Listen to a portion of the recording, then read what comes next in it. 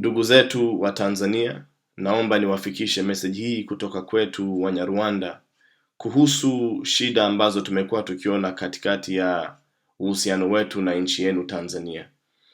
Ninaomba niendelee kwa Kiingereza ili Wanyarwanda waweze kufuatia hii message ambayo natoa kwa niaba ya wengi wao, na wengi wao hawaelewi Kiswahili. Our friends in Tanzania, we have experienced difficult relationship between our country and your country over the last many months. And this was following the advice that was given by your President, His Excellency Jakaya Kikwete, to the government of Rwanda and also to the government of Uganda, that these two governments must think about talking and negotiating with those whom they call enemies for the sake of peace in the region. Following that advice, our government responded very angrily and very undiplomatically that on the 30th of June 2013, our President Paul Kagame, when he was addressing young people in Rwanda, he said this to President Kikwete. He said, "As for me, I do not even argue about this issue.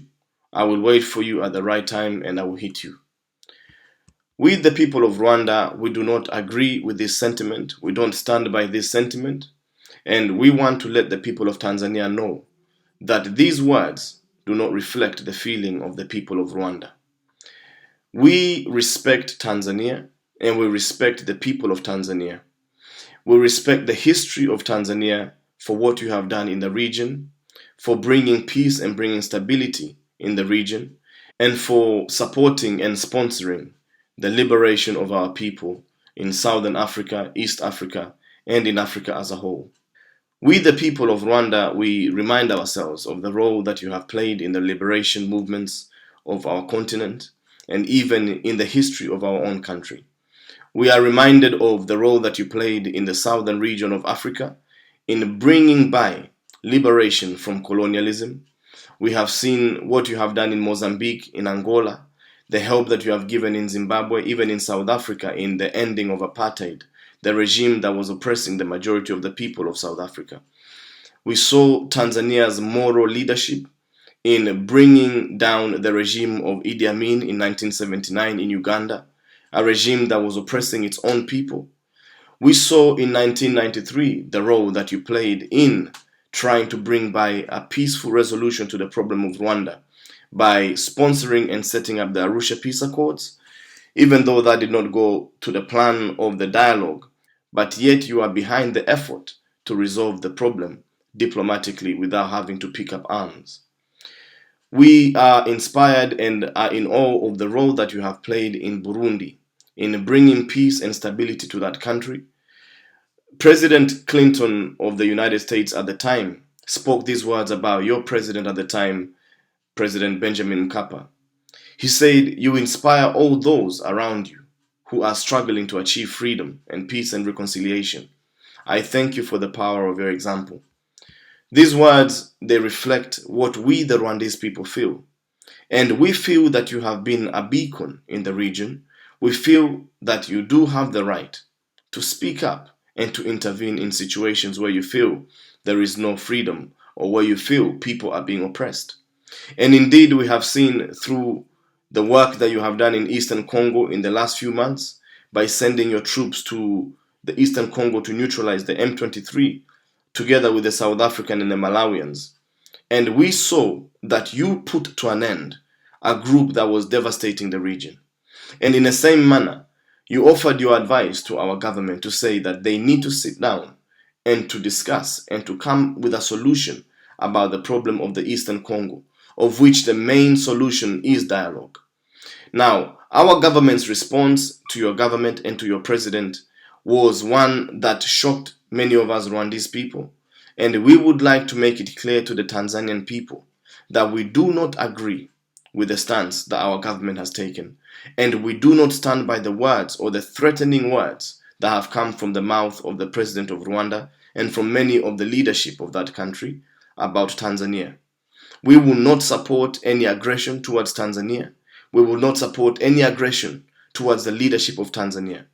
With the people of Rwanda, we are interested in peace. We are interested in a region that is stable. we are interested in our neighbors, such as yourself, to come in and to give us opinions and to give us advice of what needs to be done about the region. And especially when we have a people like the Tanzanians who have shown the region and the continent as a whole that they can progress through peaceful means. We have seen Tanzania have 4 transitions of power without any bloodshed, from President Nyerere to President Mwinyi to President Mkapa and to President Kikwete. Peaceful transitions of power, and that is indicative of a mature society, a society that realizes the potential of its people, and a society that tries to strive to move forward and build their country. Many of us, the people of Rwanda, we are not happy with the situation in the Congo, and we are not happy with the situation in our country. In our country, people feel that they are not involved in the politics of our country. People feel that their voices are not heard. There is a silent majority, and there is a very few people at the top of government who are looting and using the resources of our government for their own benefit and not for the benefit of the people. We have many young Rwandans who would like to progress in life, but they feel that they are not supported by their government. And unfortunately, our government has, to the greater part, played a negative role in the region, especially in Congo. And we are looking for a solution forward in which the people of Congo can be free from the interference of the government of Rwanda on false pretenses. And this can only be achieved through what your government is suggesting, that the people who oppose the government of Rwanda, those whom the government of Rwanda calls enemies, are allowed to sit and to negotiate with Rwanda. We, the people of Rwanda, try to remind our current government that indeed before 1994, they also were seen to be people whom the government then could not negotiate with, as they were branded as terrorists. And it is by the influence and the leadership of Tanzania that the current government was able to negotiate with the then government through the Arusha Peace Accords, even though they broke down. But yet, it was your government and the leadership of your government that allowed them to be recognized politically.